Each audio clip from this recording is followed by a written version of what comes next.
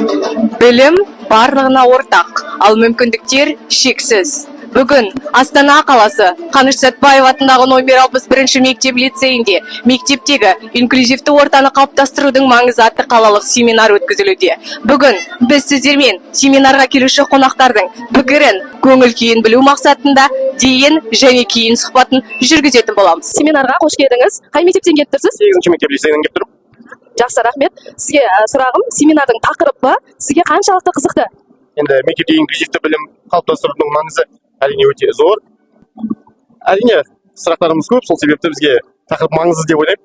Саламатсыз ба, Салтанат Есенғалиевна, біздің сауалымызға жауап берсеңіз, өз ойыңызды, пікіріңізді білдірсеңіз дейміз.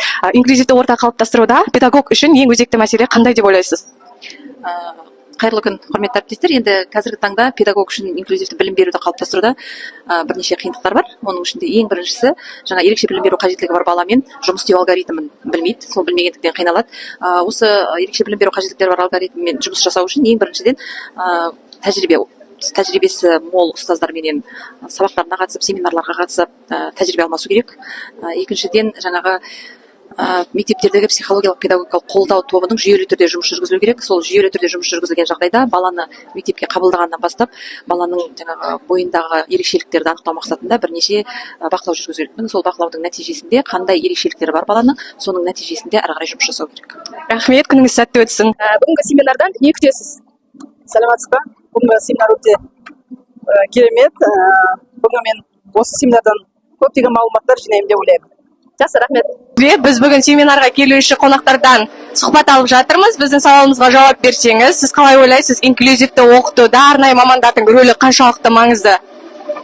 Арнайы мамандардың рөлі ең маңызды, негізі сол мамандардікі ғой бұл жерде. Бірақ өкінішке орай қазір Қазақстанда арнайы мамандар жеткіліксіз. Ол проблеманы қазір қозғап жатыр, ол мамандарды қосымша дайындап жатыр. Семинар барысында қандай мәселелер талқыланса? Енді инклюзивный болғаннан кейін ерекше балаға қалай білім беру керек, қалай оны дамыту керек, өмірге қалай бейімдеу керек, соның туралы талқыланса деп ойлаймын. Өйткені өз басымнан осындай оқиға бар баламның, сондықтан өмірге бейімделуі қалай, соны білгім келеді. Бүгінгі семинардан қандай жаңа ақпараттар, жаңа тәжірибелер алғыңыз келеді? Енді мен инклюзия балалармен жұмыс істеген соң, енді мен өзім күтіп отырғаным осы дисграфия, дислексия деген проблема бар. Қазіргі оқушыларда сол жайлы ақпарат алам деп соған үміттенемін, күтемін. Рахмет. Сіз бүгінгі семинардан қандай жаңашылдық күтесіз? Сәлеметсіз бе? Қош келдіңіздер. Бұл семинардан мен тек жаңа ақпарат, жаңа идея күтемін. Мен өзім осы мектепте жұмыс істеп кеткем неше жыл бұрын, былтыр кеткем, бірақ бұл мектеп өте заманауи, жаңа идеялар, тәжірибемен бөліседі деген сенімдемін. Сіздерге сәттілік. Инклюзивті білім беруде арнайы мамандардың рөлі қаншалықты маңызды? Сәлеметсіздер ме?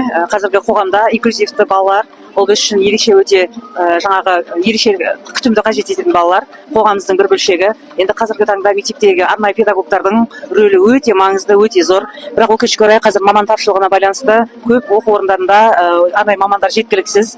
Дефектологтың, логопедтің, психологтың, тьютордың көмегіне сүйеніп, жаңағы балалардың ортаға бейімделуіне ол кісілердің өте жаңағы көмегі үлесі зор. Мысалға жазуысы, каллиграфиясы, тілінің дұрыс қойылуы деген секілді жай үйде ата-ананың немесе жай педагогтың кез келген адамның қолынан келе бермейтін көмекті сол кісілерге жүгініп алып жатқаны бар. Сондықтан өте маңызды деп ойлаймын. Рахмет, күніңіз сәтті өтсін.